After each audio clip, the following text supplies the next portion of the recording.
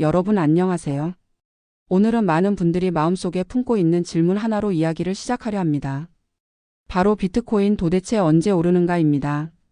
매일 시세를 확인하면서 답답한 마음, 불안한 마음 혹은 조급한 마음이 들 때가 많을 겁니다.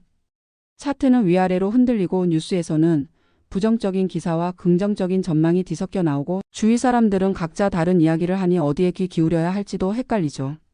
오늘은 단순히 가격이 오르내리는 문제를 떠나서 비트코인이 어떤 구조 속에 있고 왜 결국 오를 수밖에 없는지, 그리고 우리가 어떤 태도로 이 시장을 바라봐야 하는지를 차분히 풀어드리겠습니다.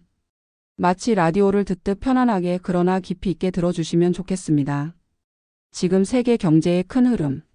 먼저 큰 그림부터 짚어야 합니다. 지금 세계 경제는 고금리의 끝자락에 와 있습니다. 중앙은행들은 지난 몇 년간 물가를 잡기 위해 금리를 크게 올려왔습니다. 그 과정에서 많은 나라들이 경기 둔화를 겪었고 기업들의 투자도 줄었으며 사람들의 지출도 위축됐습니다. 하지만 금리가 일정 수준 이상 올라가면 더 이상 올리기 어렵습니다. 경기 침체 위험이 커지고 부채 부담이 늘어나기 때문이죠. 그래서 최근에는 금리를 더 올리기보다는 유지하거나 서서히 내리려는 흐름이 나타나고 있습니다. 이 지점에서 중요한 게 바로 돈의 흐름, 즉 통화량입니다. 시장에 얼마나 많은 돈이 풀려 있는가를 보여주는 지표인데요. 최근 들어 이 수치가 다시 조금씩 증가하는 모습이 보입니다. 돈이 늘어나면 그 돈은 결국 자산 시장으로 흘러들어옵니다. 역사적으로도 돈이 늘어날 때 주식, 부동산, 금, 그리고 비트코인 같은 자산이 상승하는 경우가 많았습니다. 비트코인의 구조적 특징. 그렇다면 왜 하필 비트코인일까요? 첫째, 비트코인은 공급이 제한돼 있습니다. 금처럼 무한정 만들어낼 수 없고 정해진 한도가 있습니다. 그렇기 때문에 수요가 조금만 늘어나도 가격은 크게 움직일 수밖에 없습니다. 둘째, 비트코인의 위상 변화입니다. 초기에는 투기 수단으로만 여겨졌습니다. 하지만 지금은 다릅니다. 많은 투자자들이 비트코인을 디지털 시대의 금, 즉 가치 저장 수단으로 인식하기 시작했습니다. 이제는 개인 투자자뿐 아니라 기관 투자자들, 연기금, 자산운용사까지도 비트코인을 포트폴리오의 일부로 고려하고 있습니다.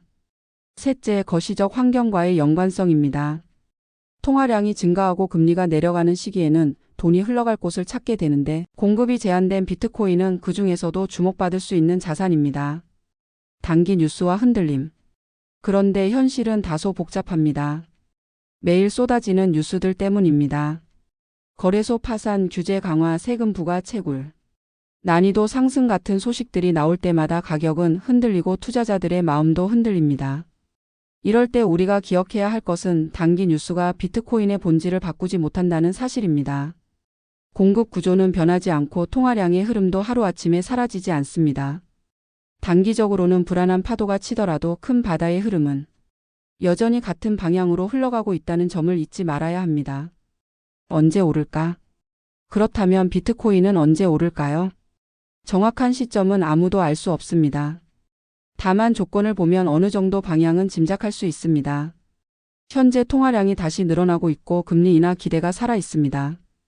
비트코인을 바라보는 기관들의 수요도 늘어나고 있습니다. 이런 조건들이 맞물릴 때 비트코인은 상승할 가능성이 커집니다. 과거에도 비슷한 사례가 있습니다. 돈이 풀린 뒤 몇 달에서 길게는 1년 정도 시차를 두고 비트코인이 반응했던 경우들이 있었습니다. 그렇다면 지금의 상황은 새로운 상승의 씨앗이 이미 뿌려지고 있는 과정이라고 해석할 수 있습니다. 얼마나 오를까? 또 하나의 질문은 얼마나 오를까입니다. 비트코인의 가격 전망은 언제나 논쟁거리입니다. 하지만 중요한 건 비트코인이 구조적으로 오를 수밖에 없는 조건을 가지고 있다는 사실입니다. 수요가 늘어나고 공급은 제한돼 있으며 돈은 다시 풀리고 있습니다. 이런 조건 속에서 비트코인은 과거에도 큰 상승을 보여줬습니다. 그렇다면 미래에도 충분히 그럴 수 있습니다. 어떤 전문가들은 10만 달러를 이야기하기도 하고 더 먼 미래에는 그보다 훨씬 높은 가격도 가능하다고 봅니다. 물론 그 과정에서 수많은 변동성과 조정이 있을 겁니다. 하지만 중요한 건 방향성입니다. 결국 우상향할 수밖에 없는 구조 위에 서 있다는 점을 기억해야 합니다. 투자자의 마음가짐. 이제 우리에게 필요한 건 마음가짐입니다. 첫째, 조급해하지 않는 태도입니다.